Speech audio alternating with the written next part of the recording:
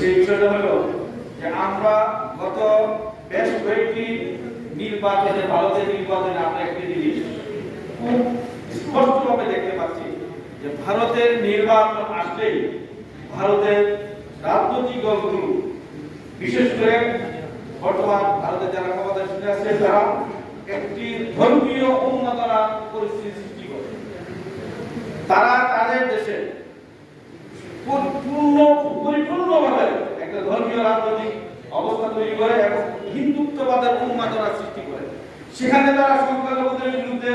মুসলমানদের বিরুদ্ধে বিভিন্ন ধরনের প্রপাগান্ডা, শুধু বিভিন্ন ধরনের জুলুম, নির্যাতন, হত্যা, গণহত্যা করে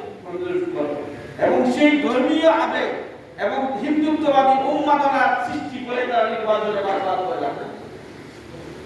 আমরা কি দেখছি আমাদের দেশের রাজনৈতিক পরিস্থিতি, বাংলাদেশের মতো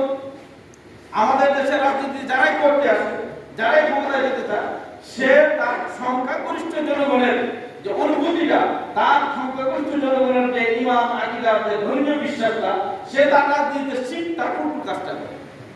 অর্থাৎ ভারতের রাজনীতিতে রাষ্ট্রীয়ভাবে তারা ভারতের সবকিছু অনুসরণ করে, তাদের হিন্দুত্ববাদ এই দেশে প্রতিষ্ঠা করতে চায়,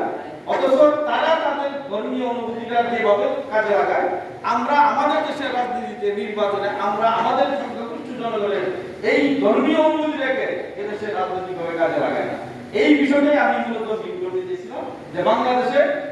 আপনার যে দেশেই রাজনীতি করে, এদেশের সংখ্যাগরিষ্ঠ মানুষের অনুভূতি, তাদের বিশ্বাস অনুকূলে যদি রাজনীতি না হয়, তাহলে দেশ তার ঠিকানা খুঁজে পাবে না, এ দেশ তার গন্তব্যে উঠতে পারবে না, যেতে পারবে না। বাংলাদেশের স্বাধীনতা, বাংলাদেশের সার্বভৌমত্ব হুমকির সম্মুখীন হবে। যেটা একটু মাসুদুল ইসলাম সুন্দরভাবে বলছেন যে বাংলাদেশের রাজনীতি, স্বাধীনতা, সার্বভৌমত্ব সবকিছুই উনি যে কালিমা তাইয়্যিবা করে যেটা বলতে চেয়েছেন, লা ইলাহা ইল্লাল্লাহু মুহাম্মাদুর রাসূলুল্লাহ, এদেশের সংখ্যাগরিষ্ঠ মানুষের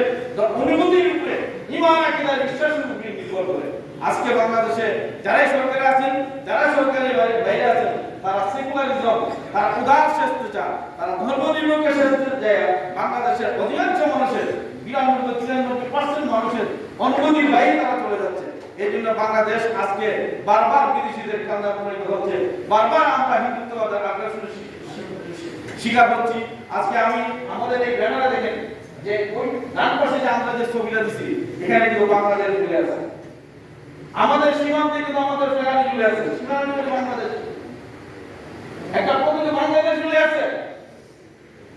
সেখানে তারা নির্বাচনে উন্মাদনা সৃষ্টি করে, সেই ধর্মীয় উন্মাদনা, হিন্দুত্ববাদের উন্মাদনা শুধু ভারতের বিরুদ্ধে সীমাবদ্ধ রাখে না, সেটা আমাদের দেশ পর্যন্ত তারা ছড়িয়ে দেয়। এই আমাদের দেশেও তারা সেই উন্মাদনা সৃষ্টি করে, তারা ধর্মীয় তাদের হিন্দুত্ববাদের আজকে পাঠ্যপুস্তক দেখেন, সেখানেও আমাদের হিন্দুত্ববাদের অনুপ্রবেশ, আমাদের সংস্কৃতি দেখেন, আমাদের টিভি, রেডিও,